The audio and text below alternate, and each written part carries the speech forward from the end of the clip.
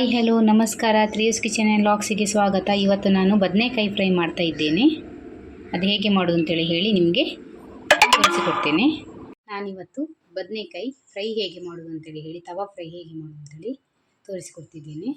ಬದನೆಕಾಯಿನ ಈ ಥರ ಸ್ಲೈಸ್ ಆಗಿ ರೌಂಡ್ ಆಗಿ ಕಟ್ ಮಾಡಿಕೊಳ್ಬೇಕು. ನಾನು ಕಟ್ ಮಾಡಿ ಇಟ್ಕೊಂಡಿದ್ದೇನೆ. ಇವಾಗ ಅದಕ್ಕೆ ಮಸಾಲೆಗೆ ನಾನು ಇಲ್ಲಿ 3 ಟೇಬಲ್ ಸ್ಪೂನಷ್ಟು ಕಡಲೆ ಹಿಟ್ಟು,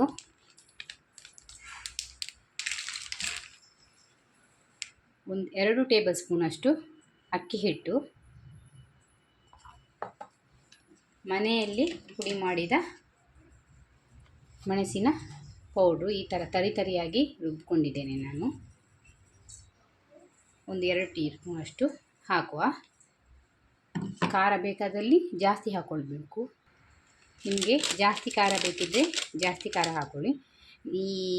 ಈ ಥರ ಪೌಡ್ರ್ ಅಲ್ಲದಿದ್ದರೆ ನೀವು ಮೆಣಸಿನ ಪೌಡ್ರ್ ಸಿಗ್ತದಲ್ಲ ರೆಡಿಮೇಡ್, ಅದು ಆದರೂ ಅಡ್ಡಿಲ್ಲ. ಅದರಲ್ಲಿ 2 ಟೇಬಲ್ ಸ್ಪೂನ್ ಹಾಕಿ. ಇವಾಗ 1 ಟೇಬಲ್ ಸ್ಪೂನಷ್ಟು ಜೀರಿಗೆ, 2 ಟೇಬಲ್ ಸ್ಪೂನಷ್ಟು ಮೊಸರು, ಅರ್ಧ ಲಿಂಬೆಹಣ್ಣು, ಅರ್ಧ ಟೇಬಲ್ ಸ್ಪೂನಷ್ಟು ಉಪ್ಪು ಹಾಕಿ ಕಲಸಿಕೊಳ್ಳುವ. ಸ್ವಲ್ಪ ನೀರು ಹಾಕುವ. ಜಾಸ್ತಿ ತೆಳುವಾಗಬಾರ್ದು, ಗಟ್ಟಿ ಇರಬೇಕು. ಮೀನು ಮಸಾಲೆ ನಾವು ಮಾಡ್ತೇವಲ್ವ ಹಾಗೆ ಗಟ್ಟಿ ಇರಬೇಕು. ಮೀನು ಮಸಾಲೆಗೆ ಹೇಗೆ ಕಲಸಿಡ್ತೇವೆ ಹಾಗೆ ಕಲಸಿ ಹಚ್ಚಬೇಕು ಅದಕ್ಕೆ ಬದನೆಕಾಯಿಗೆ. ನೋಡಿ, ಇಷ್ಟಾದರೆ ಸಾಕು. ಇವಾಗ ಒಂದೊಂದೇ ಬದನೆಕಾಯಿ ಸ್ಲೈಸಿಗೆ ಹಚ್ಚುವ.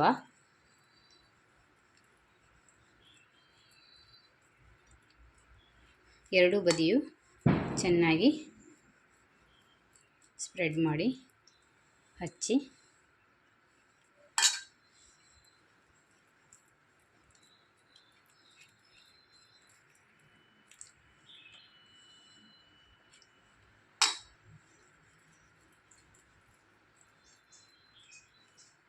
ಇದನ್ನು ಡೀಪ್ ಫ್ರೈ ಮಾಡೋದು ಬೇಡ,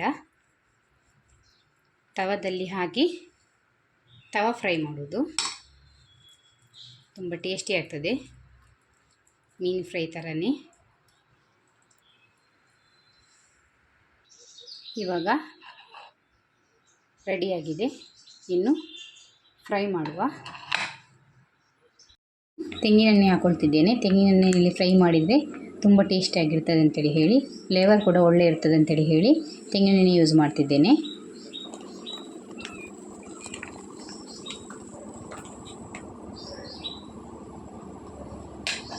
ಇವಾಗ ಒಂದೊಂದಾಗಿ ಫ್ರೈ ಪ್ಯಾನಿಗೆ ಹಾಕುವ ಬದನೆಕಾಯಿ.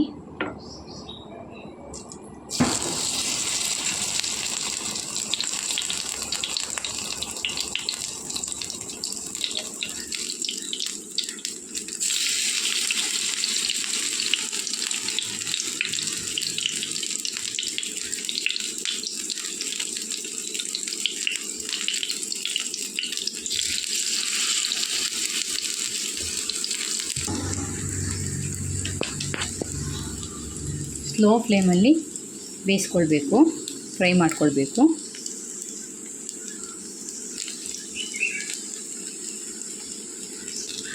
ಇವಾಗ ತಿರುಗಿಸಿ ಹಾಕುವ. ಒಂದು ಸೈಡ್ ಬೆಂದಿದೆ.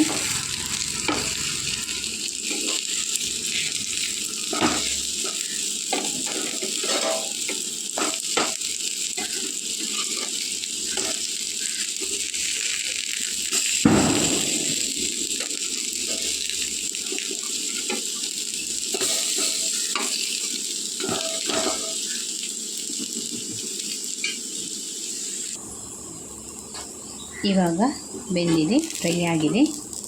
ಸರ್ವ್ ಮಾಡುವ.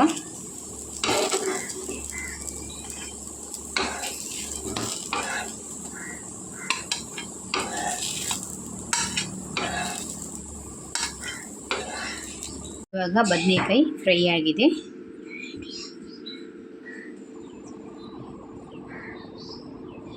ಒಮ್ಮೆ ನೀವು ಮನೆಯಲ್ಲಿ ಟ್ರೈ ಮಾಡಿ ನೋಡಿ.